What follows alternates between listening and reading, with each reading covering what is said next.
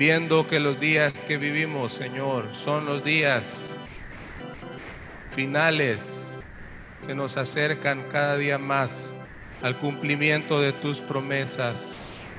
Que encuentres en nosotros, Señor, la actitud del siervo fiel y prudente, que sirve, que da la comida a su tiempo.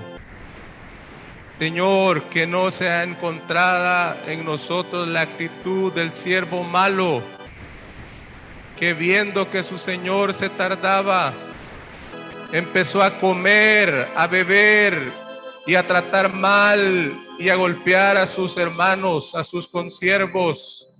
Señor, que viendo los tiempos que vivimos, se ha encontrado en nuestro corazón la actitud del siervo fiel y prudente. Que nos levantemos, Señor, para hacer crecer los dones que nos has dado. No por nuestra inteligencia, no por nuestra capacidad, no por nuestra fuerza, Señor, sino por la gracia de Jesucristo.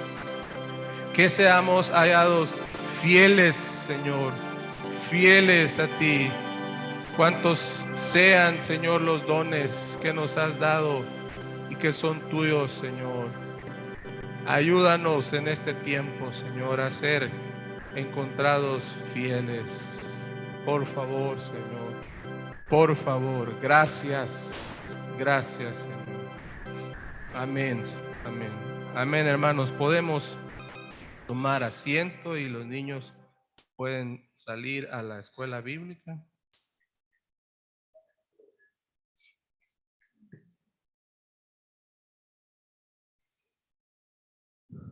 Es una bendición, hermanos, poder encontrarnos de nuevo, poder reunirnos acá en el templo y también para aquellos que tienen la oportunidad de conectarse a través del internet desde sus casas. Bienvenidos, hermanos, y que podamos estar bien ahí en casa también con nuestra familia. Un saludo para todos nuestros hermanos que están conectados acá en El Salvador y fuera del país también.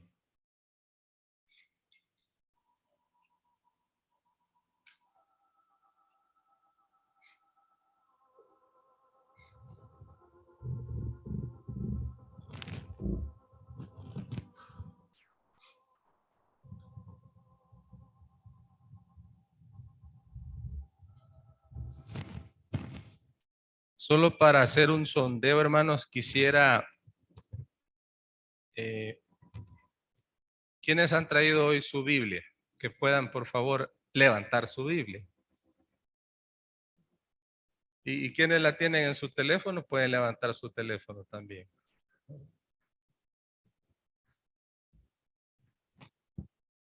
Saben, hermanos, que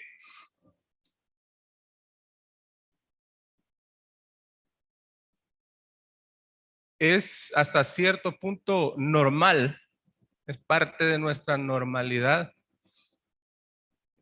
tener una Biblia y poder leerla. Es parte de nuestra normalidad, no es nada extraño que tengamos nuestra Biblia. Y hay Biblias de todo tipo. Ustedes las habrán visto. Hay Biblias que caben en nuestra bolsa de la camisa o del pantalón. Hay Biblias de letra súper gigante para los que ya nos cuesta ver la letra pequeña. Hay Biblias con cobertura de piel o que se asimila a piel o unas de tapadura. Usted puede encontrar una Biblia desde $3, una edición económica, hasta una Biblia de estudio de $50 o más. Hay Biblias para los niños que traen ilustraciones, caricaturas. Si alguien se va a casar, también puede comprar una Biblia para la boda. Hay Biblias en español, Biblias bilingües. Hay Biblias de todo tipo. Ya las hemos visto, ¿verdad? Ya las hemos visto, más de alguna de estas que he mencionado. Según el sitio web de bibliasholman.com, en el año 2019 se vendieron 3.043.225 Biblias. 3.043.225 Biblias. Es bastante, ¿verdad? Bastante.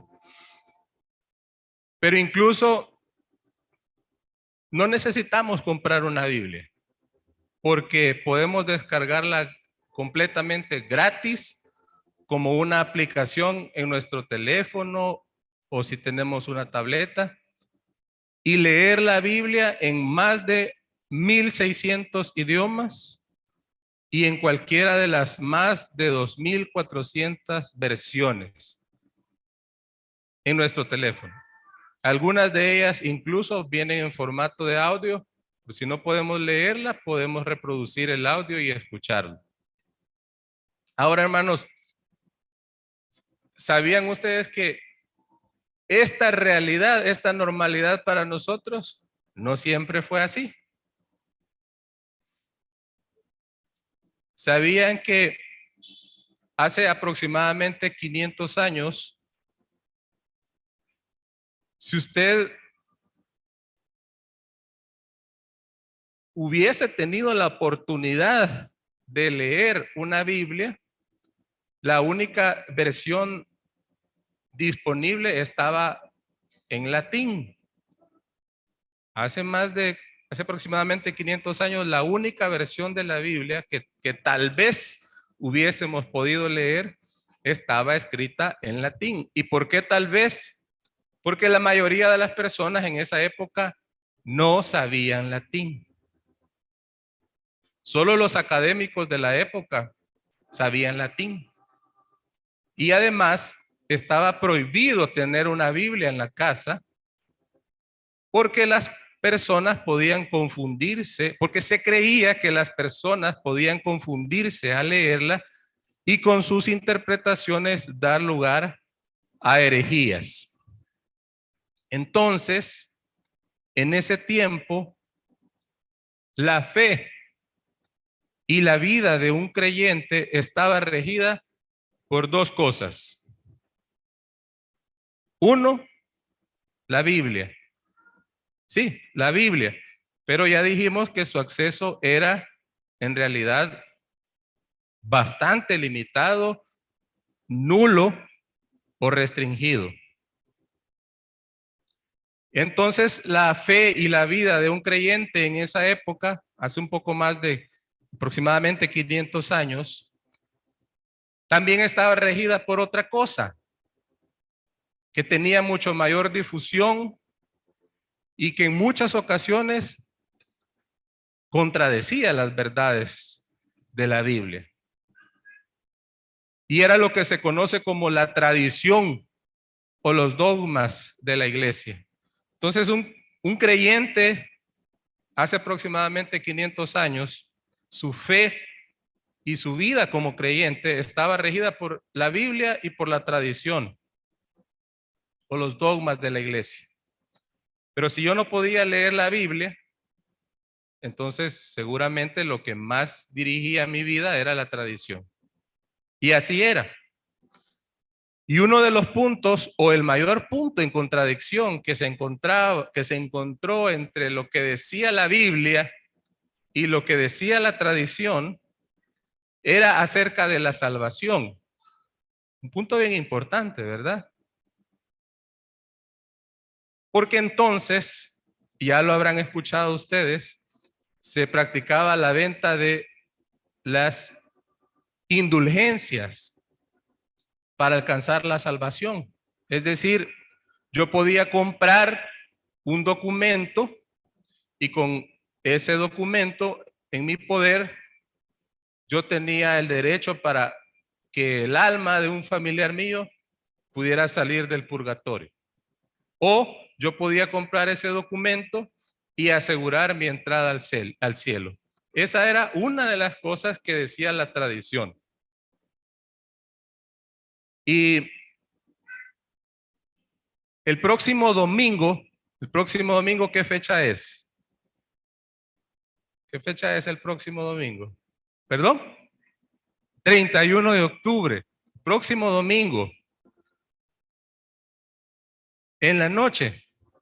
Pero hace 504 años atrás, 31 de octubre en la noche, hace 504 años, un monje agustino y profesor universitario clavó en la puerta de la catedral de Wittenberg las llamadas 95 tesis contra la práctica de la compra de indulgencias y otras prácticas de la tradición de la iglesia, resumidas en una verdad bíblica, que el justo por la fe vivirá.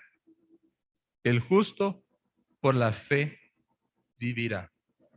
Ese monje agustino, ese profesor universitario, ya lo conocemos, se llamó Martín Lutero. Y 3 años después de él haber clavado las 95 tesis en la puerta de la catedral de Wittenberg,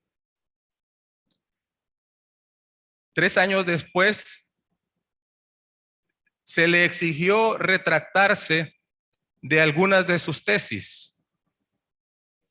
Y 1 año después fue excomulgado de la iglesia y convocado a una asamblea imperial. Y él decidió asistir a esa convocatoria. Ahora, para Martín Lutero, asistir a esa convocatoria significaba que aunque le habían prometido un documento, un salvoconducto, para que él pudiese llegar e irse a salvo de esa asamblea imperial, significaba un riesgo porque ya a otros que habían pasado por las situaciones similares, a la hora de las horas, no se había cumplido esa promesa y los habían condenado y llevado a la muerte. Una de las prácticas más comunes en ese tiempo era ser quemados en la hoguera por herejes. Pero Martín Lutero decidió ir. Y cuando se le preguntó si se retractaba de lo que había escrito, él dijo las siguientes palabras: si no me convencen mediante testimonios de las escrituras o por un razonamiento evidente, puesto que no creo al Papa ni a los concilios solos, porque consta que han errado frecuentemente y se han contradicho a sí mismos, quedo sujeto a los pasajes de las escrituras aducidos por mí en esos escritos. Y mi conciencia está cautiva de la palabra de Dios. No puedo ni quiero retractarme de nada, puesto que no es prudente ni recto obrar contra la conciencia. No puedo proceder de otra manera. Aquí estoy, que Dios me ayude. Amén. Quiero hacer 2 preguntas esta mañana y son del concurso bíblico. Pero hoy sí vienen difíciles. Hoy sí vienen difíciles. Y son 2 preguntas. Pueden contestar concursantes de ahorita, de cuando eran niños y todavía se acuerdan de las preguntas. Pueden concursar entrenadores, papás. Cualquiera puede contestar. Solo voy a pedir si por favor pueden levantar su mano y pedirle a Dani que pueda llevarles el micrófono para que podamos escuchar. ¿Estamos listos? ¿Sí? Si no nos la sabe, bueno, es tan difícil porque son de 30 puntos y son preguntas de cita textual. Pero como estamos entrenando nada más, si tienen una, aunque sea vaga idea de la respuesta, es válida también. Ahí vamos. ¿Estamos listos? Pregunta. Pregunta por 30 puntos. Pregunta de cita textual. Me pueden interrumpir también. ¿Cuán importante es la escritura?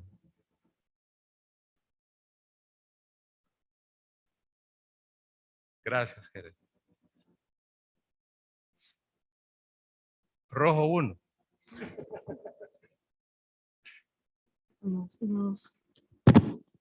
Toda la escritura es inspirada por Dios y útil para enseñar, para redarguir, para corregir, para instruir en justicia, a fin que el hombre de Dios sea perfecto, enteramente preparado para toda buena obra.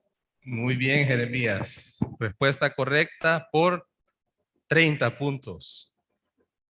Segunda pregunta, también de 30 puntos, y es pregunta de cita textual. Puedes volver a contestar si quieres, Jeremías. Te vamos a sacar con ventaja. ¿Cuán poderosa es la palabra de Dios? Jeremías.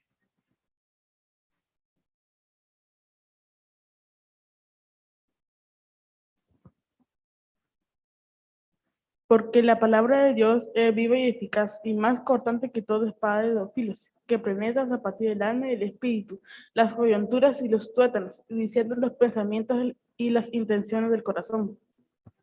Gracias, Jeremías. Respuesta correcta por 30 puntos. Te vamos a sacar con ventaja.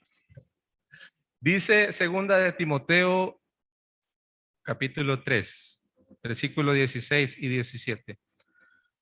Toda la escritura es inspirada por Dios y útil para enseñar, para redarguir, para corregir, para instruir en justicia, a fin de que el hombre de Dios sea perfecto, enteramente preparado para toda buena obra. Y dice Hebreos 4:12, porque la palabra de Dios es viva y eficaz y más cortante que toda espada de dos filos y penetra hasta partir el alma y el espíritu, las coyunturas y los tuétanos, y discierne los pensamientos y las intenciones del corazón.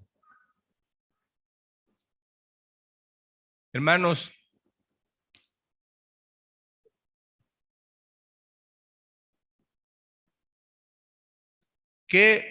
¿cuán importante es la escritura para nosotros hoy? Ya vimos que la escritura es importante, pero ¿qué tan importante es la escritura hoy para nosotros? ¿Y cuán poderosa está siendo la palabra de Dios hoy para nosotros?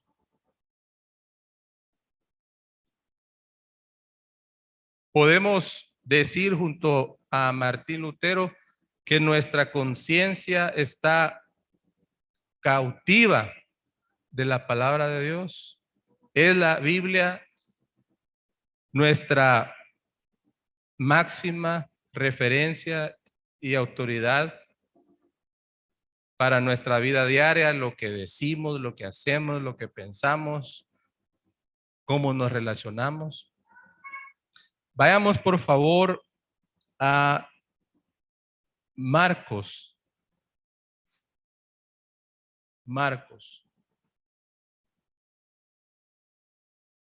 Capítulo 7. Marcos, capítulo 7.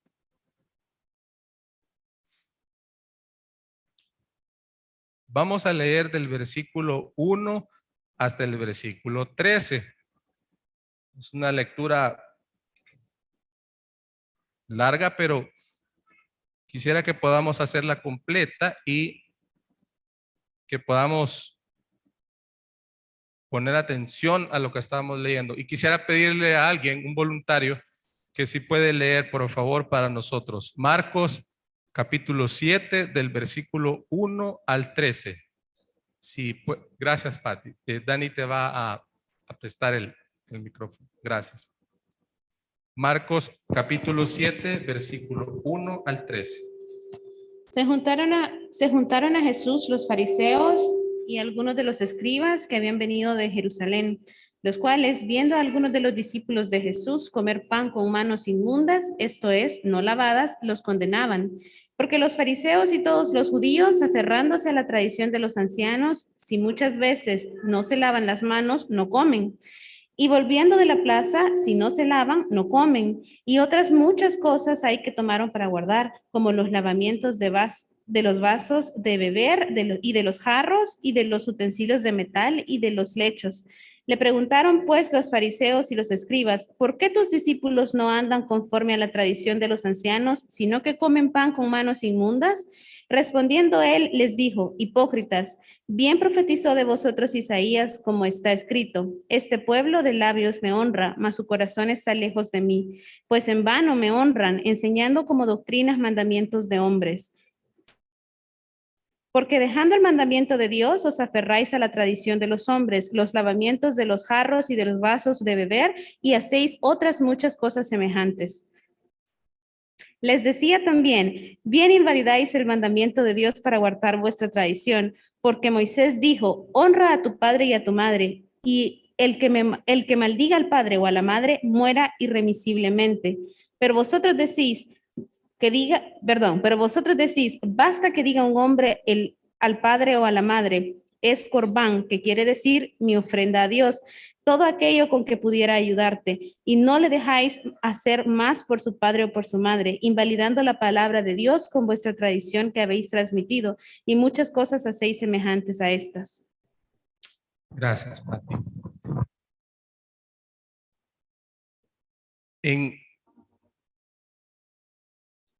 En este pasaje está el Señor Jesús y sus discípulos y los fariseos.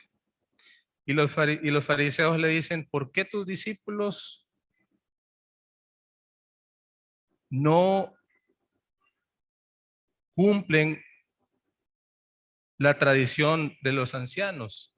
Y el Señor Jesús le responde la pregunta con otra pregunta y les dice, ¿y ustedes por qué incumplen el mandamiento? Por la tradición de los ancianos. Y hay algo bien interesante aquí, y es que como pasa en los evangelios, hay una referencia, y vayamos a esa referencia, Isaías 29. Isaías 29.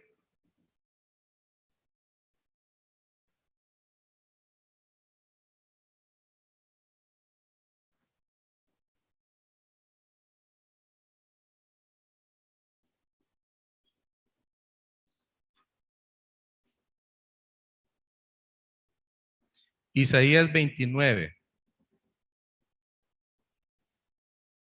En el versículo 13.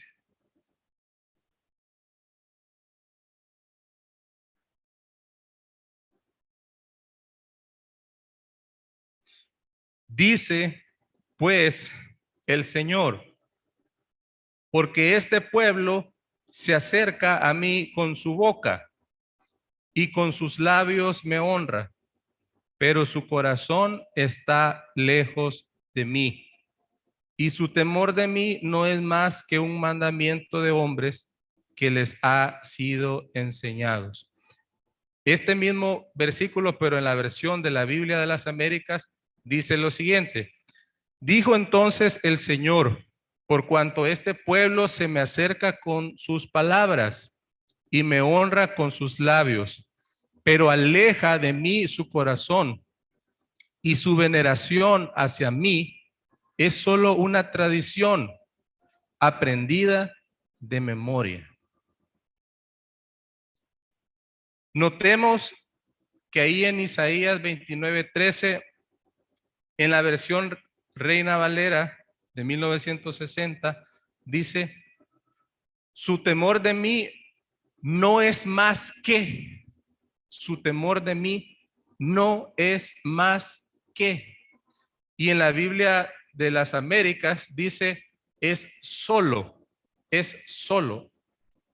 Me llama la atención esas dos frases. Su temor de mí no es más que, y en la de las Américas dice es solo. El pueblo hacía dos cosas. Uno, se acercaba a Dios. Y dos, honraban a Dios. ¿Está mal lo que estaba haciendo el pueblo? No. Dice Santiago 4:8, acercaos a Dios. Y Santiago 2:12, Salmo 2:12, perdón, honrad al Hijo. Entonces, ¿cuál era el problema? Si el pueblo se estaba acercando a Dios y estaban honrando a Dios. ¿Cuál era el problema, hermanos? Dice, pero en la versión del 60 dice, pero su corazón está lejos de mí. Y la versión de las Américas dice, pero aleja de mí su corazón. No estaba lejos de Dios, sino que había una acción. Ellos estaban alejando de Dios. No estaban lejos, se estaban alejando en su corazón. Entonces hay un problema, ¿verdad, hermanos? ¿Y dónde está ese problema? En el corazón. Y no lo vamos a leer, pero si continuamos leyendo los versículos del 14 al 23 de Marcos 7, el pasaje que leímos al principio, el Señor Jesús habla de ese problema, del problema del corazón. Marcos 7, del versículo 14 al 23. No lo vamos a leer, pero luego de hacer la referencia a Isaías 29:13, el Señor Jesús empieza a hablar del problema en el corazón. Pero ¿cómo es posible eso? Que con nuestra boca vayamos en una dirección y en nuestro corazón vayamos en una dirección opuesta. ¿Cómo es eso posible? Para eso, y creo que es importante, hermanos, que entendamos, el punto aquí es la tradición. La tradición. Cuando hablamos de una tradición, ¿de qué estamos hablando? Acuérdese de una tradición de ustedes, con su familia, o una tradición del país.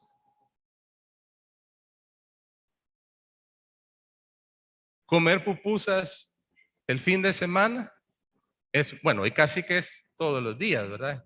Desayuno, almuerzo y cena, pero es una tradición aquí en El Salvador comprar pupusas en cierto día y en cierto tiempo de comida. Y en Guatemala, por ejemplo, son los tamales. Hay una tradición. ¿Es mala la tradición?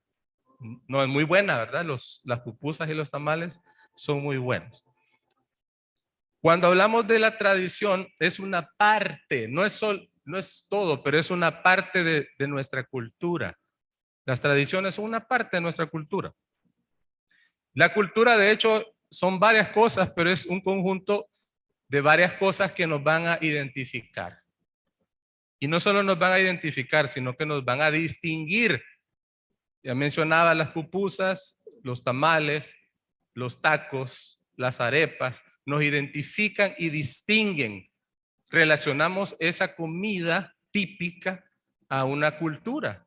Nos da identidad y a la misma vez nos identifican, nos distinguen de otras culturas. Por ejemplo, cuando yo menciono la palabra los chinos, ¿qué se nos viene a la mente cuando yo digo los chinos? Bueno, aparte de sus rasgos físicos, que por los cuales les llamamos chinos, pensamos en la comida china, en sus celebraciones, sus colores, su ideología, su religión, su política, etcétera, etcétera, etcétera. Entonces, la tradición es parte de esa cultura, de esos rasgos, de esas características que identifican y definen a una persona o a un grupo de personas. Esto también lo vemos en las empresas. No sé cuántos hemos escuchado esto de la transformación cultural. Hace unos meses en el trabajo tuvimos una oportunidad bien bonita de trabajar junto a una empresa muy conocida aquí en el país, en Centroamérica, de calzado, en un proceso de transformación cultural. Y lo que me llamó la atención es que ellos dijeron, esto es lo que nosotros queremos ser y hacer. Eso va a definir nuestra cultura, nuestra personalidad, lo que nosotros somos y hacemos, lo que nos hace ser a nosotros y lo que nos va a distinguir de la competencia.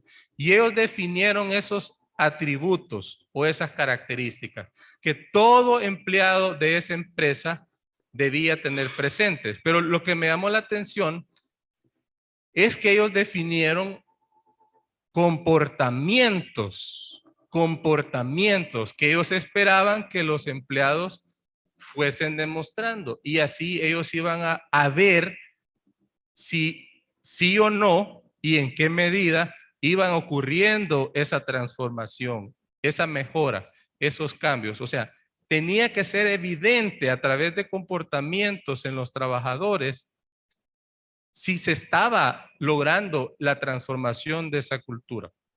Ahora, quiero leerles algo. Y en su libro, Pastoreando el corazón de un niño, el pastor y autor Ted Tripp dice lo siguiente: un cambio en el comportamiento que no mana de un cambio en el corazón no es encomiable, es condenable. ¿No es la hipocresía que Jesús condenó en los fariseos? En Mateo 15, Jesús denuncia a los fariseos que lo han honrado con sus labios, mientras que sus corazones estaban lejos de él. Jesús los censura como personas que limpian el exterior del vaso, mientras que en el interior permanece sucio. Aún así, es lo que a menudo hacemos como padres en la crianza de los hijos. Demandamos un cambio en el comportamiento y nunca tratamos el corazón, que es el que dirige los comportamientos. Y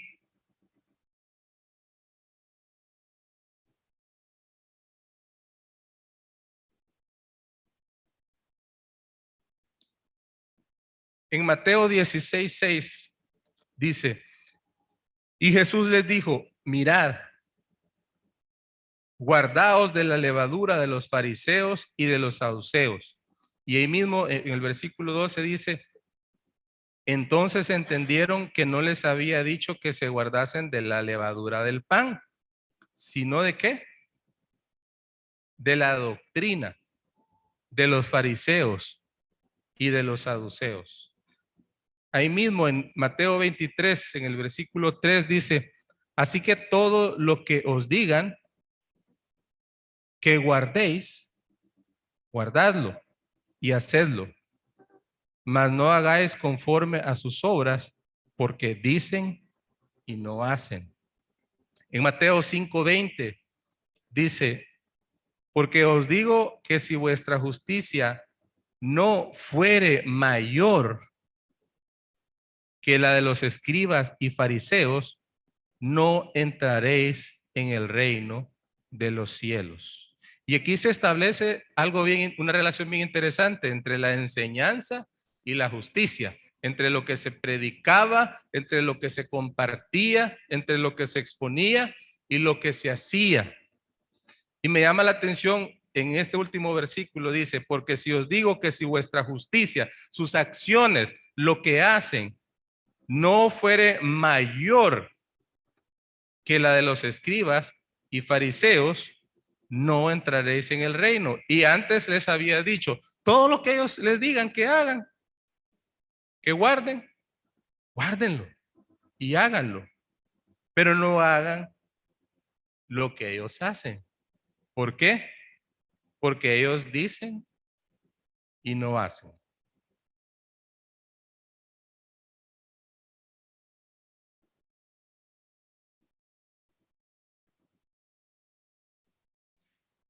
Yo encuentro dos conclusiones en en estos dos momentos de la historia.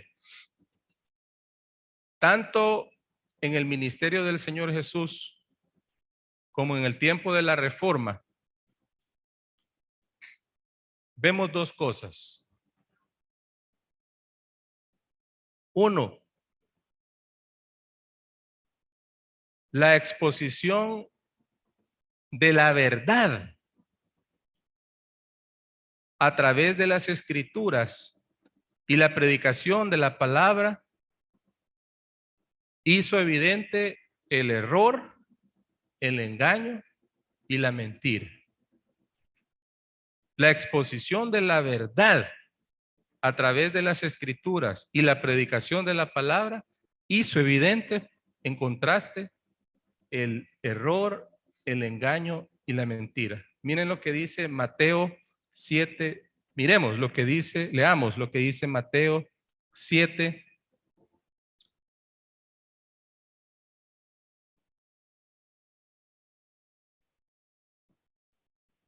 Mateo 7, el versículo 28 y 29.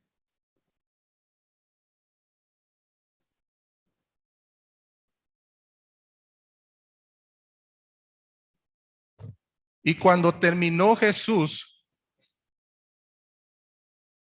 estas palabras, la gente se admiraba de su doctrina porque les enseñaba como quien tiene autoridad y no como los escribas. Fue hasta que apareció el Señor Jesús y expuso la verdad que quedó claro que en contraposición había un error, había mentira, había engaño. Y como dijo en lo que leímos antes, mucho de esto tenía que ver con la tradición de los ancianos. Y había una contradicción entre la tradición de los ancianos y el mandamiento de Dios. Y el Señor Jesús vino a poner claro las cosas, qué era una cosa y qué era otra. Lo mismo pasó en el tiempo de la Reforma, esa exposición de la verdad a través de la predicación y de la lectura y del estudio de las Escrituras, en contraposición dejó en evidente lo que era la verdad y lo que era el error. Pero hay otro aspecto también, hermanos, que podemos concluir de esto.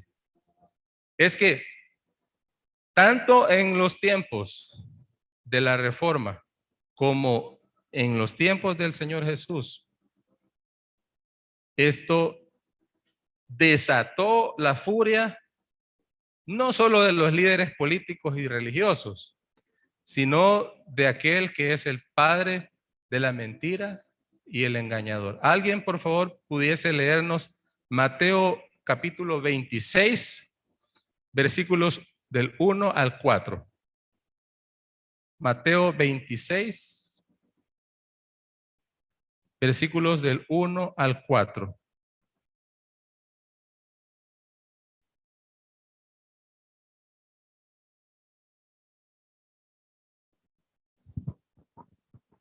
Gracias.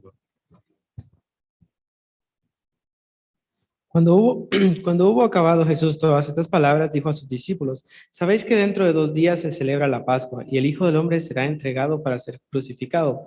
Entonces los principales sacerdotes, los escribas, los ancianos del pueblo se reunieron en el patio del sumo sacerdote llamado Caifás y tuvieron consejo para aprender cómo con engaño a Jesús y matarle. Gracias, Juan. En este punto del Evangelio de Mateo, el Señor prácticamente ha terminado de decir todo lo que tenía que decir. Y Él termina, entre otras cosas, hablando del fin, pero hay prácticamente todo un capítulo en que el Señor empieza, después de toda esa confrontación que los fariseos, que los saduceos, que los herodianos, que los escribas habían traído, hay casi todo un capítulo donde Él empieza a decirles hipócritas. Y empieza punto por punto, punto por punto, a deconstruir la tradición de los fariseos, punto por punto, uno por uno. Hipócritas, tal cosa, hipócritas, tal cosa. Y unos pasajes más adelante encontramos esto. Fue el colmo, ¿verdad? Se reúnen todos y dicen, no, ya no podemos más. Y el Señor Jesús les dice a sus discípulos, ha llegado el momento. Y la pregunta, hermanos, hoy para nosotros es, ¿y qué acerca de nuestros días? ¿Qué acerca de nuestros días? En nuestro tiempo. Para nosotros, hoy, para nuestras familias. Como hay una frase que me llama la atención y dice, cuando se trace la línea, ¿de qué lado quedarás? Traducida al español, dice, cuando se trace la línea, ¿de qué lado quedarás? Cuando no hay una línea trazada, no sabemos dónde estamos, pero cuando se traza la línea, sabemos de qué lado quedamos. Si hoy se traza esa línea de la verdad, ¿de qué lado quedamos, hermanos? ¿Del mandamiento de Dios o de la tradición de los hombres? Y a pesar, hermanos, de la confrontación, no humana, sino espiritual, que podamos junto a Pedro y a Juan decir, porque no podemos dejar de decir lo que hemos visto y oído. Pero para eso necesitamos también decir lo que dijo Juan, ¿verdad? En Juan 1. Vimos su gloria, la gloria del unigénito del Padre, lleno de gracia y de verdad. Por eso en un momento Pedro le dice, cuando el Señor pregunta, ¿y quién dicen que soy? ¿Y quiénes dicen ustedes que soy? Él les dice, tú eres el Cristo, el Hijo de Dios. Y el Señor le dice, bienaventurado, porque no te lo reveló un hombre. No es la tradición de los hombres, sino que has recibido una revelación del Padre, una revelación de la verdad. Y luego Él se transfigura delante de Pedro, de Juan y de Jacobo. Por eso es que Juan pudo escribir eso. Vimos su gloria. Vimos su gloria. Para Juan no era una teoría. Él vio y escuchó al Hijo de Dios. Y con razón en Hechos, después de una gran azotada que les habían dado y una advertencia, ellos dicen junto con Pedro, no podemos dejar de decir lo que hemos visto y oído. Que esto pueda ser, hermanos, una realidad hoy para nosotros en este tiempo. Que podamos hacer de la palabra de Dios ese punto de referencia de nuestras vidas, que las preguntas que podamos estar teniendo acerca de lo que está pasando en nuestro país, de lo que está pasando en el mundo, de lo que está pasando en este momento de la historia, de lo que nos está pasando a nosotros en nuestra familia, de lo que me está pasando a mí en mi vida, que la palabra de Dios sea esa lámpara a mis pies, de lo que me está pasando a mis pies, en mi camino, cada día. Que la palabra de Dios pueda alumbrarnos y separarnos en nuestro corazón de la luz de las tinieblas, de la verdad, de la mentira, del error, del engaño, de lo que es el mandamiento de Dios versus lo que es la tradición de los hombres. Que Dios nos ayude, hermanos. Pongámonos de pie, por favor.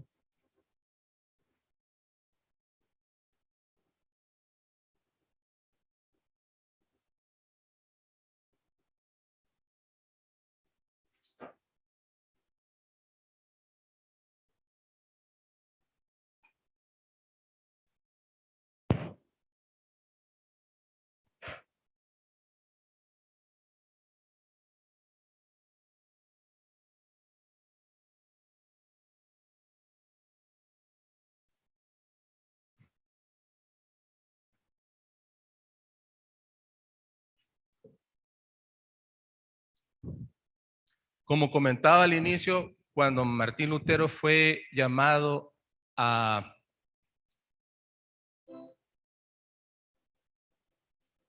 esa asamblea imperial, hay una anécdota, y es que él sabía lo que se estaba fraguando, y él se dice que dijo que iba a ir, aunque hubieran ahí en ese lugar tantos demonios como tejas en el techo. Él sabía a lo que iba. Y efectivamente, cuando termina esa asamblea imperial, como estaba previsto que iba a suceder, no se cumplió el salvoconducto que le ofrecieron, y lo declararon, lo condenaron y lo declararon un hereje. Y cuenta la historia que al salir él de ese lugar y de ese momento, su gente que lo apoyaba, apoyado por un hombre relativamente poderoso en la época, lo secuestraron, fingieron un secuestro y lo encerraron en un castillo. Fingieron ese secuestro porque sabían lo que iba a pasar. Lo iban a apresar y lo iban a matar. Pero fingieron un secuestro y lo encerraron en ese castillo. Y en ese castillo se terminó de traducir la Biblia y el Nuevo Testamento de el latín al alemán, a un alemán entendible por todos. Y eso no fue exclusivo de Alemania, sino que sabemos por la historia que fue un movimiento alrededor de toda Europa, donde la escritura, la palabra de Dios, fue puesta al centro de la vida cristiana y de las celebraciones religiosas. Y eso causó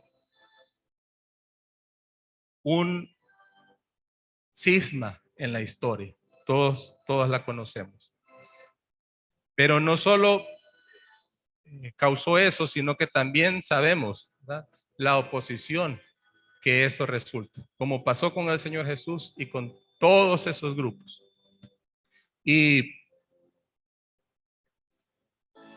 en uno de los himnos escritos por Martín Lutero, y quisiera que podamos cantarlo esta mañana, él ilustra esa situación, esa confrontación. Y dice ese himno: castillo fuerte es nuestro Dios, defensa y buen escudo. Con su poder nos librará en este trance agudo. Con furia y con afán acósanos Satán. Por armas deja ver astucia y gran poder, cual él no hay en la tierra. La segunda estrofa dice: nuestro valor es nada aquí, con él todo es perdido.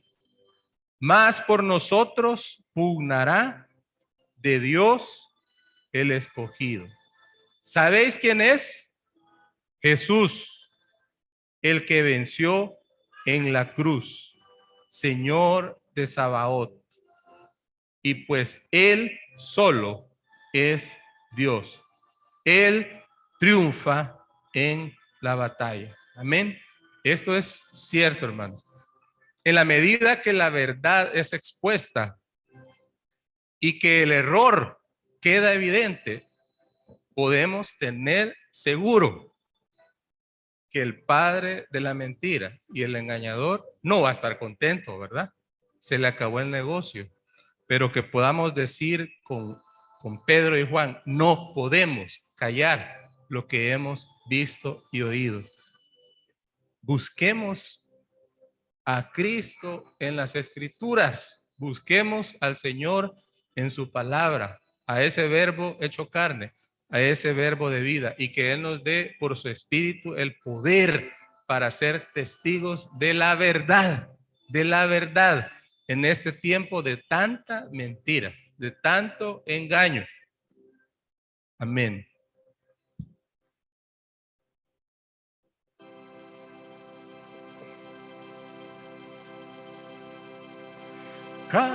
Castillo fuerte es nuestro Dios, defensa y buen escudo. Con su poder nos librará.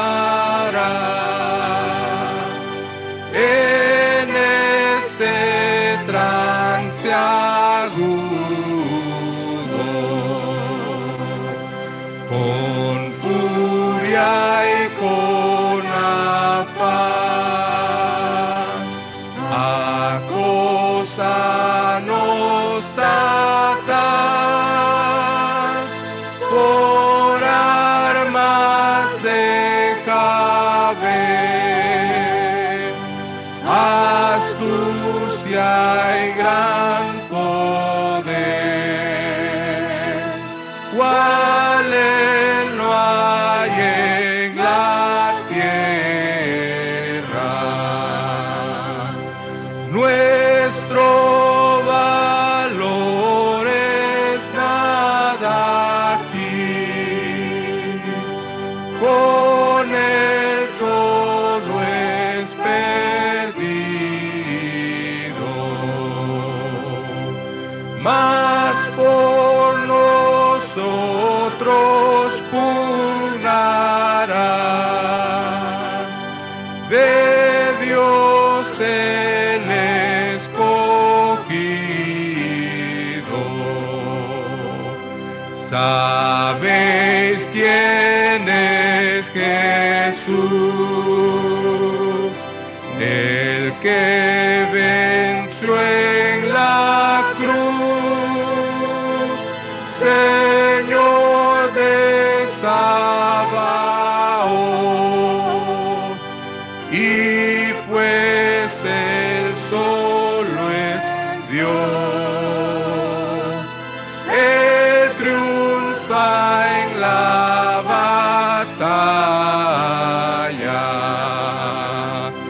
¿Sabéis quién es Jesús?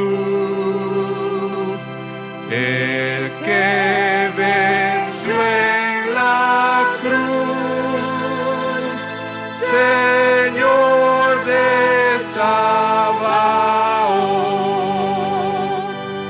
y pues Él solo es Dios, Él triunfa en la batalla.